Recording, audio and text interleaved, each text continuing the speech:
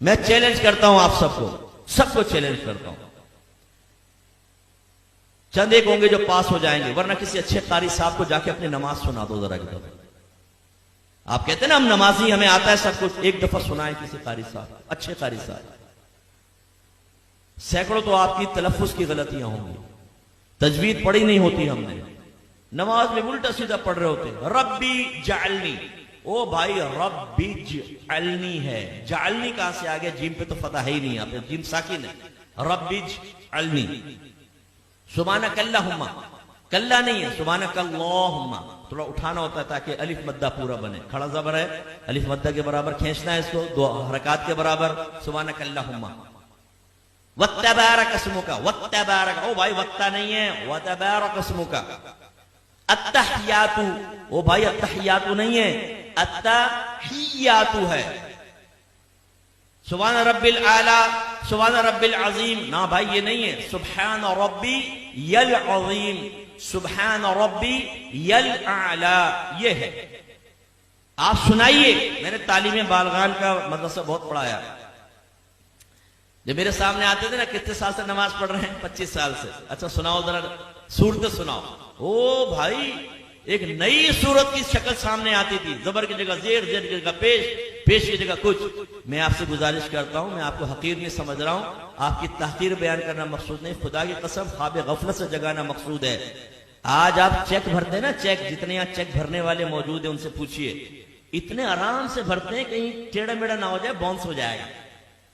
और कहीं अगर गलत हो जाए ना तो ऊपर साइन करना पड़ता है, वरना ये रिटर्न हो जाएगा ये चेक बैंक से, ओवरराइट हो गया है, तब कहीं जाके वो कैश होता है।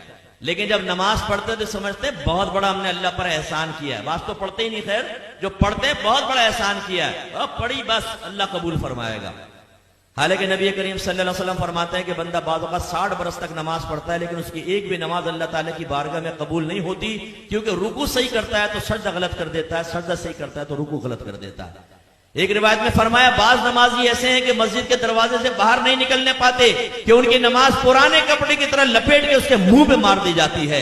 एक रिवायत में फरमाया, जब नमाजी बाज़ औक़ात नमाज खत्म करता है तो नमाज उससे ये कहती है, अल्लाह तुझे ऐसे ही बर्बाद कर दे जैसे तूने मुझे बर्बाद किया। उसमें वो खास तौर पे जो सुपरमैन नौजवान यहां बैठे हुए ना, जब नमाज पढ़ने खड़े होते हैं, रुकू सजदा, एकदम सीधे खड़े हो गए, रुकू सजदा,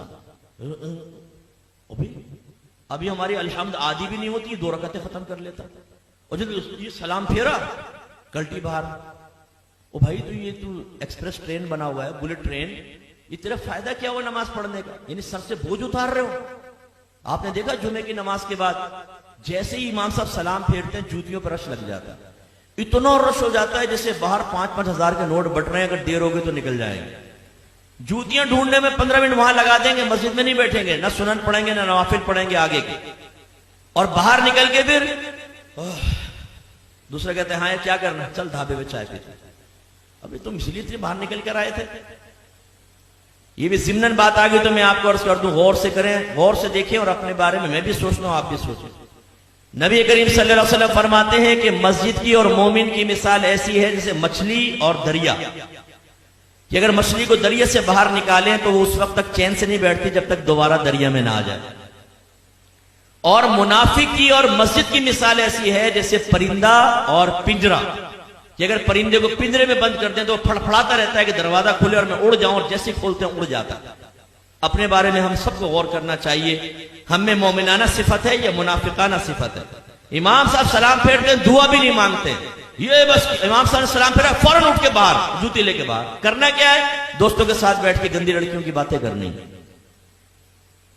हालांकि नबी करीम सल्लल्लाहु अलैहि वसल्लम ने फरमाया कि जब कोई नमाज पढ़ के अपनी जगह बैठा रहे और जानबूझ के अपना वुजू ना तोड़े तो फरिश्ते उसके लिए दुआए बख्शिश और मग़फ़िरत करते रहते हैं जब तक कि वो उठ ना जाए।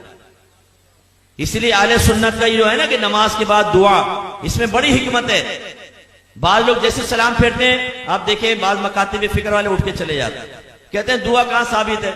ओ भाई, जब नबी करीम ने दुआ की तलकीन फरमा दी तो बस ये जिस टाइम भी आप दुआ मांगेंगे उसी हुक्म हदीस पर या हुक्म रसूल पर अमल की सूरत बनेगी।